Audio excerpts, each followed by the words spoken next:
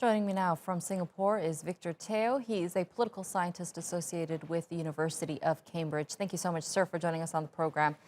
Now, to play games online, users will now need to register using their real names and government identification.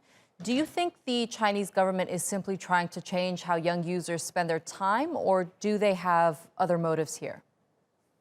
Well, I think there are certainly multiple motivations for this kind of policy. At the most direct level is an attempt by the Chinese government to assert broader control over the influences of the internet over the young people in China.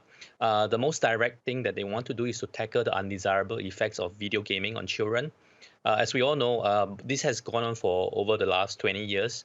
So in the early 2000s, there were actually cases of two young teenagers who were playing games in Beijing, and because they were thrown off the internet cafe, they went on to set fire to the internet cafe.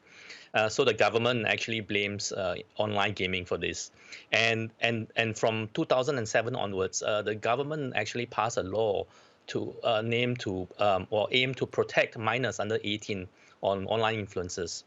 At another level, there is also the question of censorship. As you know, China censors all forms of media and online gaming. And gaming is one of the main medias that China censors are very concerned with. So this is made out of, again, this policy is born out of social concerns as well as national security concerns.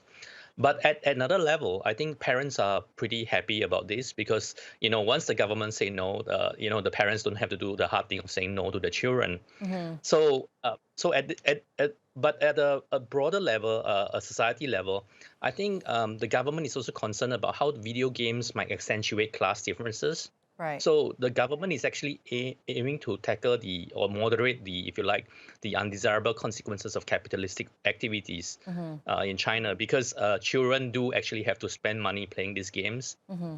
So the government in 2019 actually passed a law saying that, well, kids under 16 can only spend up to 200 Chinese dollars a month, Right. and uh, those between 16 and 18 can spend up to 400. Hmm. But as you can see, this is actually done to reduce, if you like, unhappiness about kids who don't have Hmm.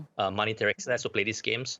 But at the Victor, same if I time, can this is just jump in here for a yes. second, I want to look at this issue from a more personal perspective, if I may. I wouldn't want my children to spend so much time online, but I don't know how comfortable I would be with having such strict regulations forcing me to make these decisions in a certain way. How do people in China, especially parents, how do parents feel about this policy? Well, I think parents are generally, from my understanding, a lot of parents are happy because this is not banning gaming altogether. It's just limiting the amount of time and money that children can actually spend online. And like what your earlier presentation said, some of the parents might actually help the children overcome these measures by logging into the gaming account for the children. So this is not something strictly that is um, that people cannot get over, right? So this is where it gets interesting. So it's really Right. up to the parents to help enforce these kind of things. Gaming is often described as a spiritual opium by state-run media in China. What are some problems? You mentioned some, but if you can further elaborate on that, what are some problems gaming is leading to in China now, and has anything changed since they put these regulations into effect 3 months ago? Well, it's still too early to measure the effects, but I think one of the things that we can see is a slowdown of how tech companies are able to monetize the profits from this gaming. Given that, first of all, like the foreign gaming companies are withdrawing from the Chinese market, and even local tech giants like Tencent have a problem in the sense that they see their revenue slowing down.